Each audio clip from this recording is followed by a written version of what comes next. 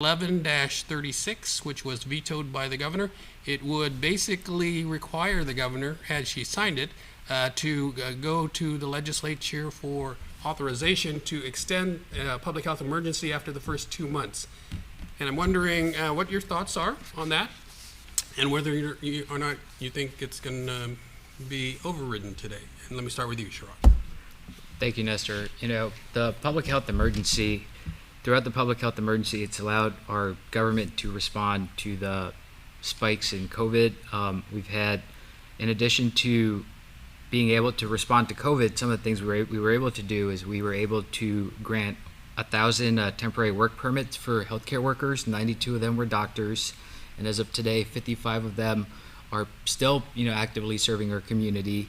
It also allows us to receive supplemental SNAP funding, which benefits 12,000 households on Guam.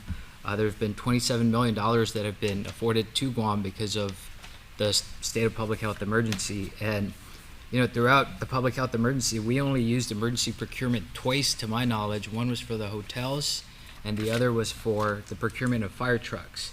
Now, if you want to compare apples to apples, Governor Camacho, he declared 78 declarations of emergencies, from fixing a library, GMH, dealing with the Ordot-Dum and Department of Corrections, the Fire Department, Public Works, and the OPA audit that was released that audited his emergency powers. It allowed him to skirt procurement regulations and ultimately brought Guam to the deficit that we inherited, and we thankfully brought down to zero. So, and you look around today, everything's back open, but you look at Guam's primary industry, tourism. Tourism has thankfully started to pick up, and we see the numbers, you see our tourists coming in, but we still need some flexibility to improve our destination and also help our only economic driver that is still hurting. So we're still doing what we can to deal with COVID. I know the talking point from Senator Duenas was President Biden saying COVID is over. Pandemic's over, yeah. But as we all know, the White House has walked back that statement, and I think it's more of a figure of speech. COVID's over, but just every day you read the daily COVID reports. People are still getting hospitalized. People are still getting sick. People are still dying. So have we come a long way? Of course. But is it still in our community, and is it still rapidly evolving and changing? I would say yes. And thankfully, everybody in our community, Democrats, Republicans, male, female, we've all done our part, gotten vaccinated. We've all adapted to this new norm of, using your hand sanitizer more often, being more cautious wherever you go. So has it improved? Yes. And it has improved thanks to everybody in the community. But is it still here? Of course. You can't discount the fact that it's not here. All right, let me bring in Juan Carlos now. The Republican Party has come out in support of an override this afternoon. Tell us your side of this issue. Sure, absolutely. Even the governor has come out publicly and said, we're not exercising any of these powers, and those restrictions have all been lifted. Then why are we keeping an emergency? Emergency powers are for emergency situations, not for prolonged multi-year systems that have been created. You did bring about the SNAP program. I think maybe it's hard to research, but here's a proclamation from Hawaii by the Democratic governor of Hawaii. I want to provide copies to all of you so you can see it. Just on the SNAP program, we've told the governor, if the issue is a SNAP program, just follow what Hawaii did. They eliminated the emergency declaration, kept it just for this one program, for this one benefit that is still needed in Hawaii, it's needed here. We have no problem with that. What we have problem is with trying to circumvent our procurement process to eliminate transparency, to make sure that the open public laws of Guam are not followed because you're supposed to in an emergency. Look, I work with Catholic Social Services. I go in, we submit for our RFP.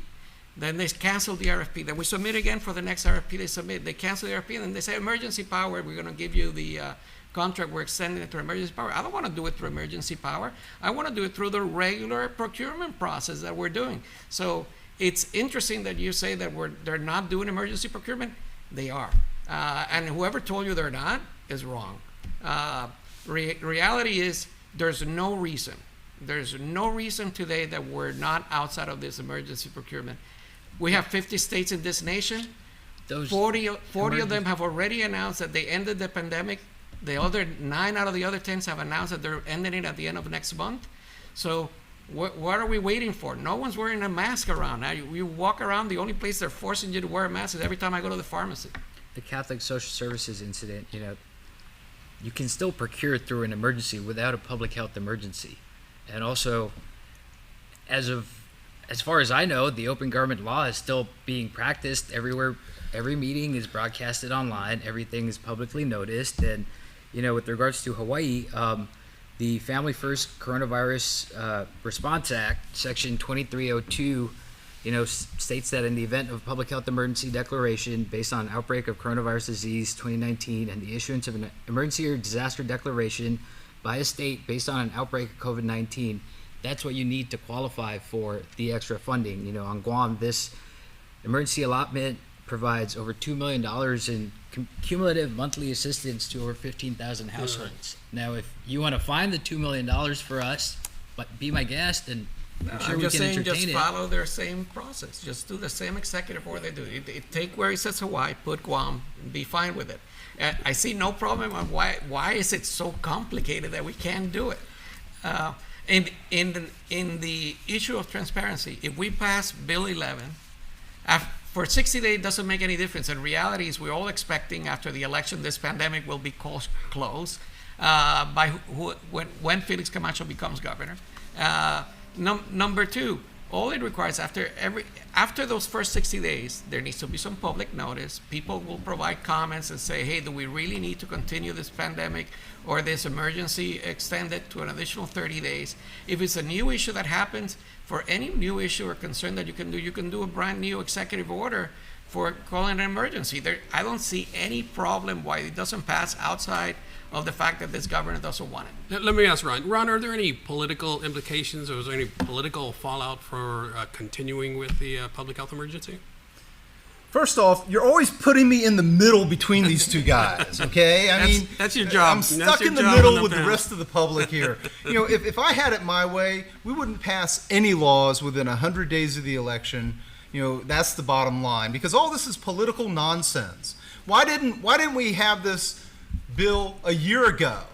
Why wasn't it done that long ago? That's when it probably should have been done. Actually, it wasn't it? And it has been vetoed, and then it has been That's my point. attempted to be. Why- This will be the fourth time why they now? will attempt to override. Why is it bubbling up right before the election and everything else? And so I think the public's going to get tired of this nonsense.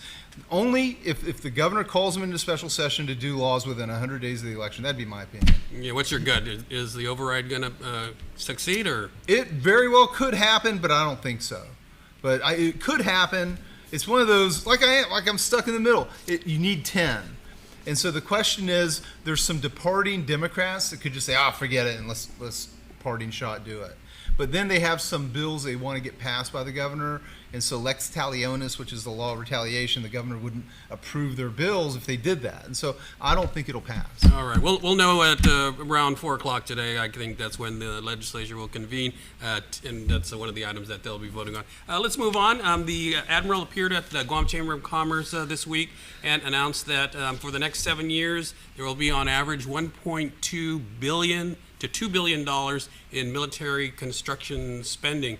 And I'm wondering, from each party's perspective, what your thoughts are on that. And let me start with you, Juan Carlos. I think it's great news. Little bit of concern. I don't know if the actual construction industry in Guam is strong enough to absorb that entire amount now. The numbers we were getting till now is a number that was easily taken care of by local companies, so most of the money stayed locally. And so we'll see where it goes, but I'm excited that we're still moving forward. This is our strongest leg of our economy. Without it, we would be in a complete disastrous area. Chirac mentioned tourism industry. For next year, we're expecting around 100,000 tourists. That's a number we get in 1 month in 2019. So it's going to take time for the economic recovery on tourism industry unless we figure a different way to address the concerns. And I have not seen that under this administration. And we need to rely on Department of Defense and make sure that this money not only is assigned to Guam, but is actually expanded and the buildup continues to be built. Yeah, Chirag? Well, to that point, 1.2 billion to 2 billion a year, my friend Juan Carlos and his party, they love talking about cutting the BPT, but under the Democrat leadership of Speaker Terlahi, Vice Speaker Munya Barnes, Chairman Sonagston, we cut the BPT from 5 to 3% for 90% of Guam's businesses who make less than $500,000 a year. Now, when you talk about the buildup, you take a conservative estimate of the conservative 1.2 billion, 5% BPT of that is $60 million a year. 3% of that is $36 million. If you lower the BPT for these multi-million-dollar contracts that would be paying into Guam, you'd be losing anywhere from 24 million to 40 million a year, and over 7 years, it's 168 million to 280 million.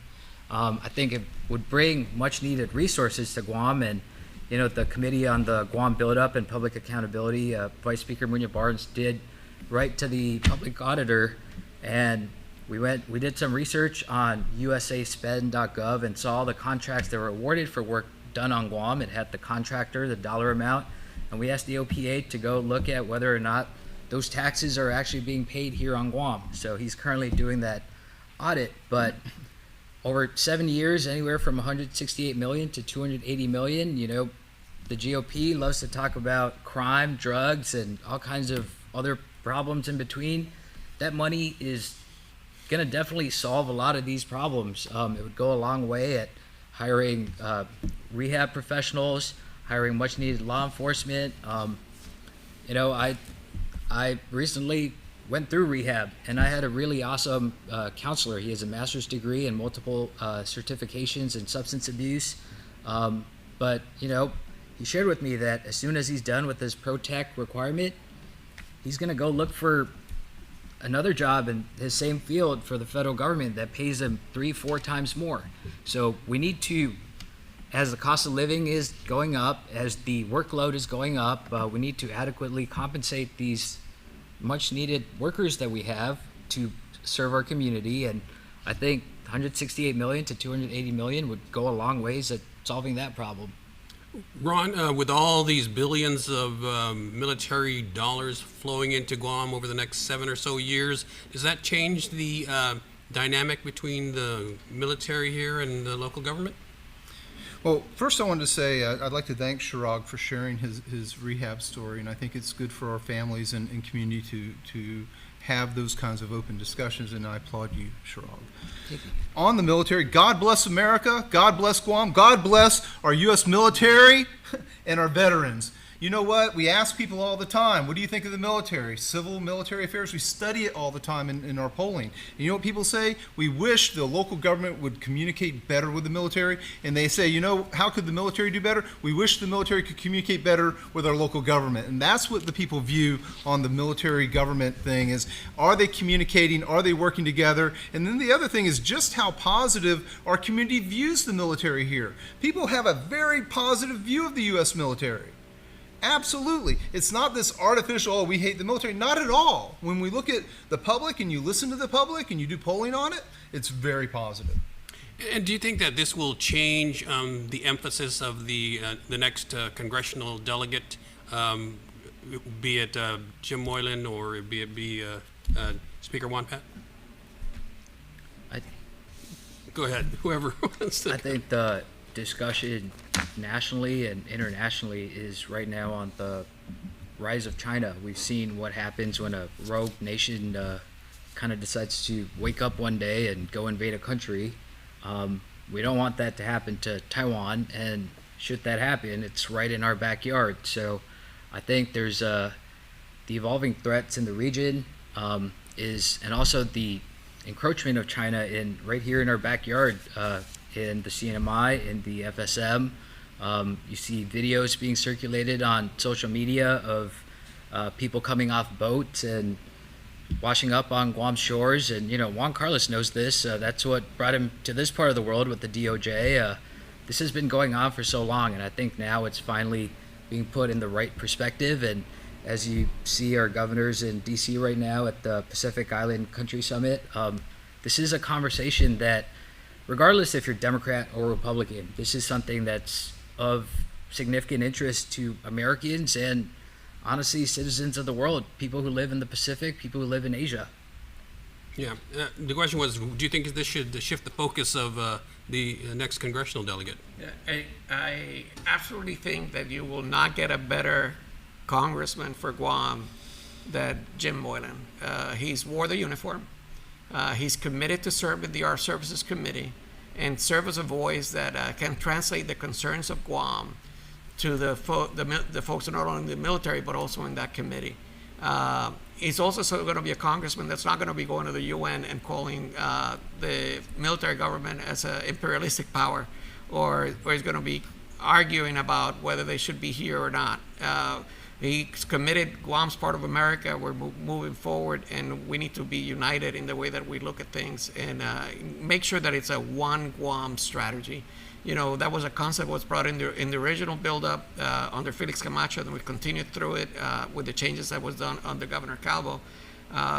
We need to look at this build-up as it impacts the entire island, not just inside of the fence, and forget about us in the outside. All right, we'll get to you in a minute, Ron. We got to go to a break. We'll be back with more of the Hotspot right after this. KUAM News, winner of the 2022 Regional Edward R. Murrow Award for Excellence in Diversity, Equity, and Inclusion for the Culture Club.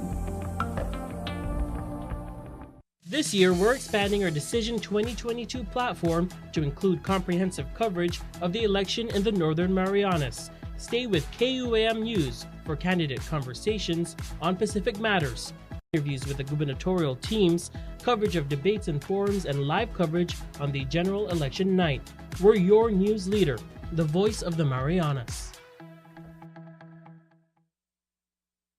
Today, I'm Kelina from Doc's Kitty College. And I'm Kristen from Doc's Daycare and Preschool. And we are so honored to be caring for the children of Guam. The Governor's Child Care programs help businesses like ours to really focus on the kids. These programs also help nonprofits and after-school programs and grandparents and so many families. Visit www.guamchildcare.com to learn more about the Governor's Child Care programs. This ad is paid for with funds administered by DPHSS. Stay on top of breaking news and the biggest stories of the day with NBC News Daily. Get in-depth reporting from across the country and around the world, tips to take care of your health and your wallet, and up-to-the-minute local news. NBC News Daily, weekdays on NBC.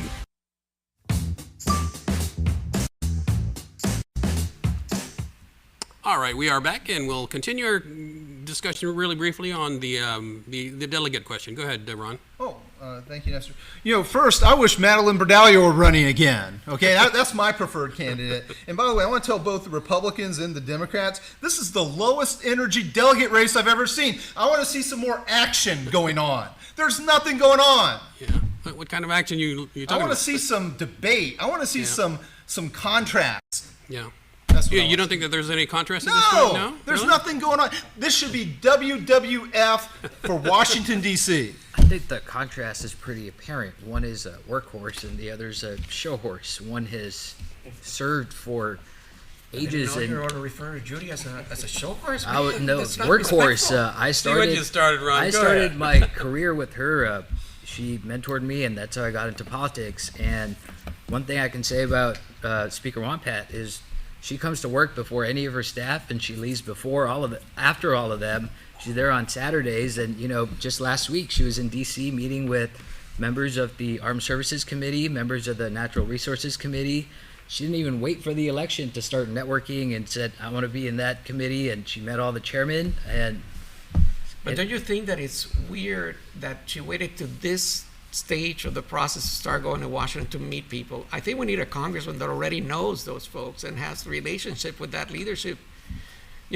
Jim Moylan has been doing this for a couple of years. We've been working, going to D.C., meeting with the folks in Washington, organizing and structuring the efforts that we're going to do once he wins this election. You're going at the last minute, and you're going, I want a photo up with somebody so I can put it on my face so like I know D.C.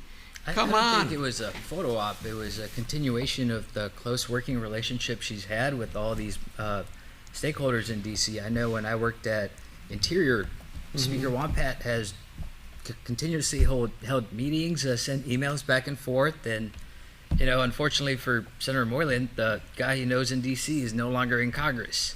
All right, let's move on. Speaking of Congress, Last time I thought McCarthy was going to become the Speaker of the House in this upcoming election. So, and they know him very well. Polling data I saw today has Democrats leading to keep Congress. All right. Speaking of national politics, as I mentioned, there is a concluding U.S. First ever U.S. Pacific country summit called by President Biden. Governor Leon Guerrero is there as an observer for the U.S. Delegation, and our good friends and neighbors from the FSM, the Marshalls, the Republic of Palau are also there, along with 12 or 13 other Pacific Island countries. Pretty significant, you think? Let's start with you, Chirag. I think so. For the longest time, our federal stakeholders, when they try to deal with territorial issues, as it relates to Guam, it's kind of unique and a nuance. They always see us as this forgotten stepchild, and now, thanks to the work of this Governor Leon Guerrero and Carlotta Leon Guerrero, Vera Tapasnia, and our partners at JRM, we're kind of making the case to our federal stakeholders that, we're the prodigal child you forgot we had, or you forgot you had. And so they see that we are what they need to keep their hegemony in the Pacific and in the world, and they notice that, they realize that, and it was more than just political theory, it was action, as you saw with Teddy Roosevelt, as you saw with COVID. We showed up, we rolled up our sleeves, and it's a commitment of not only the administration, but the entire people of Guam as it relates to our relationship with the federal government. So Governor Leon Guerrero being invited to the table to be a part of the discussion and also share her perspectives on everything, I think it's important that we have that voice of Pacific Islander at the table. Juan Carlos, your thoughts on the significance of this U.S. Pacific Country Islands Summit? Yeah, it's. I didn't realize this was an effort that was driven by the governor of Guam. I actually thought that was a process that was started under the Trump administration when we had the first meeting ever at the White House of the presidents of the freely associated countries. And if we want to be more specific, it's reactionary. We're reacting to what China has influenced in this region, and we're catching up. When you look at this administration, it took 2 letters from the Senate Armed Services Committee asking them to appoint an Assistant Secretary for Insular Affairs and asking them to appoint a negotiator for the Compacts of Free Association. And then a 3rd letter asking them to move forward with the compact because it was taking too long and they didn't see any form of progress moving forward. I think I forwarded you one of the letters. It's a great thing that it's happening. This is something that needs to be a continued process as we move forward. But Guam, Northern Mariana Islands, American Samoa need to be more than just observers. They need to be part of the delegation with full authority of participation because this is not compact negotiations. This is more a regional meeting and how we move forward through the region. They are mentioning the importance of doing the compact negotiations. It was one of the talking points by the president. I was disappointed he did not mention Guam in his speech or at any part in the process. I wish he would have. I applaud the governor for going and participating. Her task is going to be a tough one, but she needs to move forward. But when we look at the summit, they're looking how to spend money that cannot directly go into Guam. They're talking about the billions of dollars that the federal government implements. It's APEC money, Asia Pacific Island Conference, is ASEAN conference funding, is what is called the Asian Development Bank funding. So they're trying to identify how do we work together and get these forms of funding to work and benefit these Pacific Island countries so that they're more comfortable and happier to be part of America and staying in our sphere of influence versus going to China that's paying for the school to older children. Full rides into Beijing going on every day. So when you look at that, It is a more expansive process. It's interesting to see one reaction that we saw already from the Biden administration. They took the funding for the compacts of free association out of the Department of Interior. They have put that funding now in the Department of State. We'll see if Congress agrees to that or not. I do like the appointment of Carmen Cantor, Ambassador Cantor, to be the Assistant Secretary for Insular Affairs. I think that was a great move. Ambassador, I'm going to pronounce his name, I think it's Wu, as the head of the Compacts of Free Association. He has a great reputation in D.C. You're speaking of the negotiator. Yes. Yeah, John Yu. Yu. Yeah. And he has a great reputation in D.C. So I think we have two good people doing there. I think this conference is an effect of that. What role will Guam get and how we'll move forward will be interesting to see. With Jim Moylan in Congress and with Governor Felix Camacho going forward, I would advocate that the next conference should be in Guam. If we're so important and we're the center of this going on, the negotiations should be here. I just want to add one thing real quick. The federal government finally realizes Guam is the missing piece to make this work, and that's essentially why the governor sat right next to the Secretary of State throughout this whole thing. Over the last few months, we've been able to meet with numerous CODELs. Just next week, there's a CODEL coming into Guam from the House Appropriations Committee, specifically the subcommittee for military construction and Veterans Affairs. They know it's what they need. They're coming here, they're seeing it firsthand, and it's all finally coming together. I think Ambassador Cantor as Assistant Secretary would be great. The one thing I have to say, though, is the Office of Insular Affairs has nothing to do with Puerto Rico. I wish we had somebody from our part of the world to represent our interests that knows our islands. But regardless of that, Ambassador Cantor has gone out of her way to really know the region and do her best to advocate for it. She did that as ambassador of the U.S. to the FSM. Okay. And she spent 8 months here in Guam, which was great. She moved the entire embassy to Guam. She was stuck here during the pandemic. Yeah, I remember that. All right, we're going to get to you, Ron. We're going to talk more about this summit, which I think is a very significant event, right after this break. Please stay with us. Stay on top of breaking news and the biggest stories of the day with NBC News Daily. Get in-depth reporting from across the country and around the world, tips to take care of your health and your wallet, and up-to-the-minute local news. NBC News Daily, weekdays on NBC. All right, we are back, and we're going to continue our discussion of the Pacific Summit. Ron, go ahead. What are your thoughts? Thank you, Nestor. Hawaii's the most isolated island group in the world, way up in the North Pacific. The U.S. treats them like they're the center of the island universe. They're so isolated. I hope somebody in the U.S. studies a little geography. Guam's at the center. We're at the hub of the big wheel here. And we should take on our role right here ourselves. We should be the leaders on this, and we should volunteer to be the leaders. We should make more interactions with these island governments. We don't really do that. We need to try to do it more. And I'm very pleased to see that our local leaders are trying to do that, and traditionally they have through the APIL and other groups, but we can do more. We can do more at all levels. Yeah. Juan Carlos mentioned the Compacts of Free Association and Ambassador Yu, who is in charge of negotiating that, and he said on another forum that he expects to get that done by the end of this year, and President Biden mentioned that during his speech today at the summit. What are your thoughts on how the freely associated states are going through these negotiations and leveraging, what is, as Juan Carlos also mentioned, the response to Chinese overtures in our region? I think the Pacific Island nations, our brothers and sisters in Micronesia, are doing the right thing by leveraging their importance in this region, and they, just like Guam, know that they're what America needs to keep their dominance in this part of the world. So negotiating a lot of these things, and with every compact, it's not let's go re-sign the same thing and extend it. That's not even a question. That's something America and the COFA states have said we're definitely doing it. But part of the thing that I appreciate that it's taking this long is they're going through it thoroughly. They're looking at what they could have improved from the last compact, and as every compact comes out, it evolves and it becomes a lot better.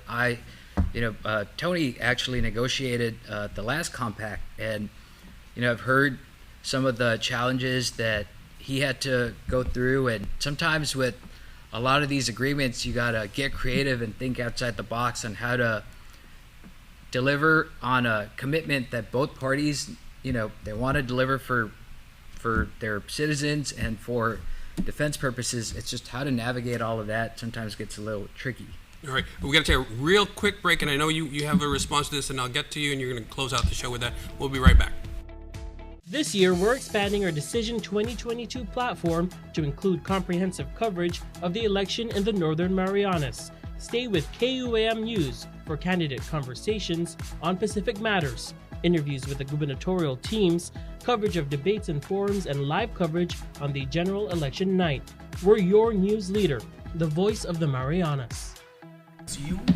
We're back right again, and real quickly, Juan Carlos, we're running out of time, but I want to get your thoughts on how Guam is going to leverage, if at all, these compact negotiations, which Washington is paying attention to. Yeah, I actually think that we need to look at Medicare funding, make sure that that's included into some of the conversations. One of the big efforts that Congressman San Nicolas and also the Republican side were able to achieve was the increase of the Medicaid cap to 190 million. It's about to go for expiring this December, so we need to make sure that we are successful in renewing that effort. We also, but the agreement to get that increase was the inclusion of the COFA citizens into it. And so it gives a little bit of an issue there. But we need to manage expectations. The ambassador has stated clearly that compact infant funding is not part of the Compacts of Free Association. And it won't be negotiated. It won't be part of it. It's something that we need to find a way to work with our next congressman in moving forward. Which we've been trying to do for quite a while because we find that the compact impact funding is very sorely lacking. Unfortunately, gentlemen, we are out of time. Thanks for joining us, and we'll see you again next week on The Hub.